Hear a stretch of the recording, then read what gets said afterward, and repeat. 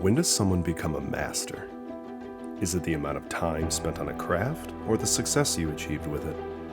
In this Adorama original series, we'll travel throughout the United States and discover people who spent countless hours perfecting their craft and finding their own voice. Because being a master today means being able to recognize that voice and inspire people to find their own.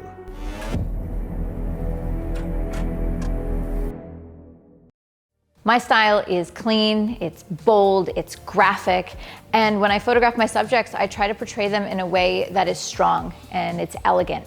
It's really those key elements that I think you see in pretty much every photo I ever shoot.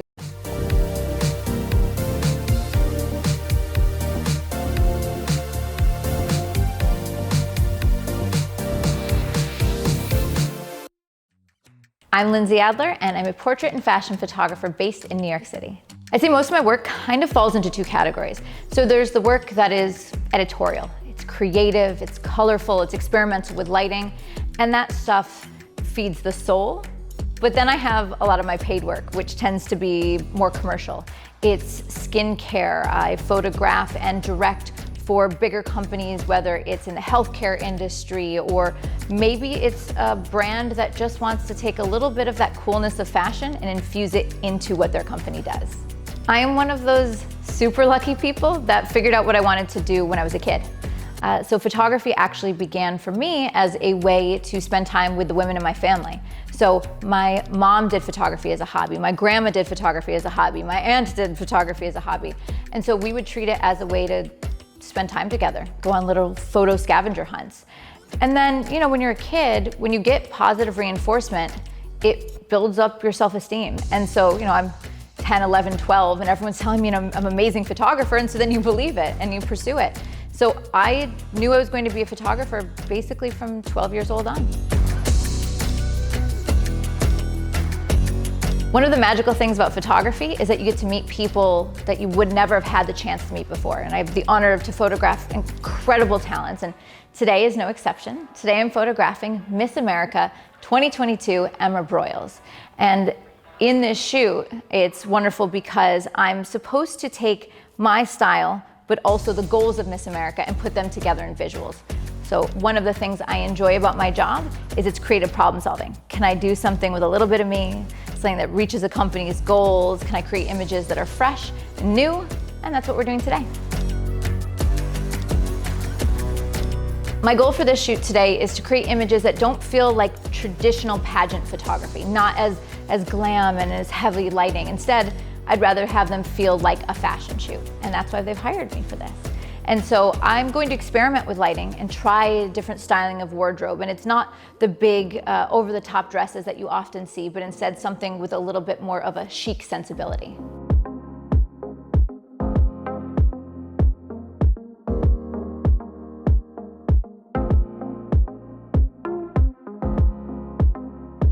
I think most people go through a little bit of a crisis in trying to figure out what their style is. I definitely did not fall into my style and figure it out early on. It was quite an evolution. And one of the things that I like about going to college for photography is it gave me an opportunity to shoot a little bit of everything. How my style evolved was I shot a lot. And so I had things all over the map, but I took time to make a curated portfolio based off of the photos I was most drawn to. One of the things I think is unique about my style is that I think it does a good job of mixing what you may traditionally call masculine and feminine sensibilities. Because in a lot of my work, it's strong, it's very technical, and it's really bold. But then other elements are elegant and feminine and delicate, and it's all of those things mixed together. I'm often playing with tiny pockets of light, just a pocket of light around the face or a slice of light on the eye. And so it definitely can slow things down, but that precision, like what you're getting out of that light, I think has a lot of impact to it. One of the goals of developing a style is that people hire you to do what you're known for, what you're an expert in. And so this campaign was shot for a company called Luminous Diamonds. And when they reached out to me to shoot this campaign, they wanted me to just do what I do already on creative fun days. And so in some images, I had such a focused light that it was on a single diamond on the earring. and I had slices of light where I had multiple optical spots, one slicing across the subject, another lining up behind it on the background. And you see that throughout all of my work. I don't have just one or two photographers that have inspired me. I have dozens and dozens, and maybe it's their lighting, or it's their posing, or it's their styling, and I take a little bit from each and I mix it up into my own recipe. One of my favorite photographers is Albert Watson. I love the way that he crafts light. A lot of my inspirations also come from a photographer named Lillian Bassman. So in the 50s and 60s, it was experimental, it was strong, but it was also feminine and elegant. There's some photographers that are working today that I absolutely adore. One of them is Christian Schuler, German photographer that does big sets and bright color and vibrant and beautiful, again, feminine but strong. Another photographer, I love the way that he experiments with lighting, always pushing to try something new, is a Norwegian photographer named Solveig Sundsbo. There's a photographer, her name, and I maybe pronounce it wrong, but it's Elisaveta Porodina, and she's experimental, unafraid, and took us out, in my opinion, of this kind of time frame in photography where things got kind of boring and it got a little bit timid, and she just dives right in there and she experiments with everything. So you can see from this long list of photographers that I don't think my work looks like any one of them, but I get inspired by different elements and I keep what I love and then I infuse that into my own style. So let me tell you a little bit about my creative process, specifically, for example, shooting an editorial for a magazine. So as I'm planning out a shoot, I'm going, okay, is this studio or a location?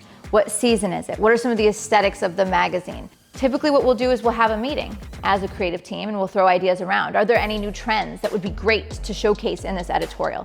What makeup does a makeup artist think would bring the subject to life? And so we have a little powwow, we put it all together, and that becomes the mood board. That mood board is then presented to the magazine for feedback. And then you do the shoot. And then it's probably another 2-3 weeks of post-processing, picking out the photos, color grading the photos, retouching the photos. And so from when I begin planning to when I see an editorial in the magazine is somewhere between 2, 3, or even 4 months.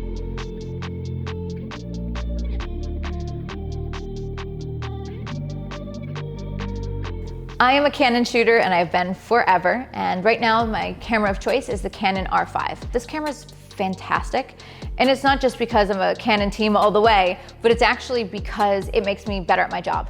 So for example, the Canon R5 has face and eye tracking. It finds the face, focuses on the eye closest to camera, great, now I can shoot wide open. Furthermore, when I go out on location, if the light is constantly changing, with exposure simulation, I see the exposure change, and so I can make a split-second change and I don't have to think about it. It lets me get back to the art of creating instead of having to focus constantly on the technical elements of it. As any good gear nerd, I have a billion lenses and I love my lenses. However, probably like a lot of you, there's a few that I use over and over again. I shoot with the RF 70-200 2.8 lens. And then I also shoot with the RF 24-105 4.0 lens. So the 24-105, I am shooting for full-length shots, mid-length shots, and honestly, I can even crop in for nice head and shoulders beauty shots. But I switch over to the 70-200 when I need something tighter, something more intimate, like really close beauty shots.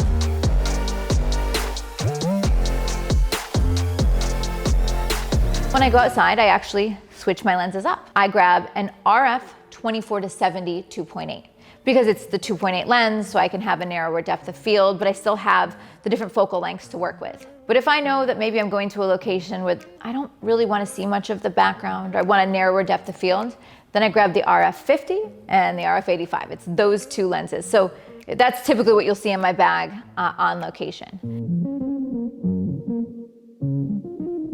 Lighting is an incredibly important part of my style and my career. Honestly, people hire me for my lighting expertise. In the studio, I am working with strobes, and typically the strobes I'm using are Profoto D2s. I shoot with 1000 watt. They have a lot of output. They have fantastic recycle time. What's more important even than that are the modifiers that you use on them. And I use all of them. I'll use beauty dishes. I use large umbrellas with diffusion as my soft light source. If I want really, really soft, I go with an 8x8 foot scrim with diffusion, the Westcott Scrim Gym. At times I'll use hard modifiers. So for example, a Magnum reflector if I want something sunny. Or I'll grab the Westcott optical spot that I designed whenever I want those beautiful slices of light that you see so often in my work. When it comes to post-production, I think that this is one of the essential elements of a successful shoot. The way that I retouch, the way that I color grade, that's an important part of my style. And so what I do now, I'm shooting tethered into Capture One, and then I go through those images and my first pass for culling. I mark anything that would be acceptable. I, for example, give it a 3-star. And then I go back and I visit each chunk of photos, the ones that are similar, and I pick the strongest one and I mark that up to 5 stars. Then I go through and I do some toning, a little bit of color grading, and I send that file out with notes to a retoucher. And I used to find that for every photo that I'd retouch, it would take me an hour and a half, 2 hours. And so now I pass that process on to someone else on my creative team in the form of a retoucher. The first tip or first suggestion that I would give for people diving into fashion photography is to realize that if there's any teacher, any photographer that tells you that there's one way to do it, they're wrong. Every different photographer sees the world in a different way, and that's the point. And so I think figure out what you want to say, what your style showcases, what you are trying to communicate, and then support that with the photographic techniques that you learn.